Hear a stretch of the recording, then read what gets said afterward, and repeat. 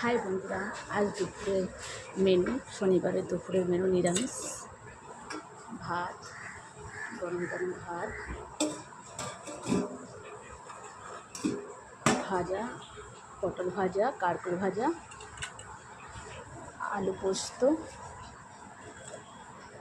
তেল লঙ্কা, আলু সেদ্ধ মাখো, স্যালাড, শসা আর লেবু। শনিবার বলে আজকে পেঁয়াজটা নেই।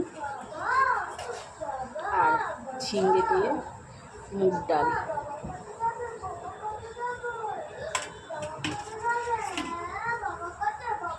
আর শনিবারের দুপুরে রান্না, নিরামিষ রান্না। ভালো লাগলে লাইক, কমেন্ট, শেয়ার করো।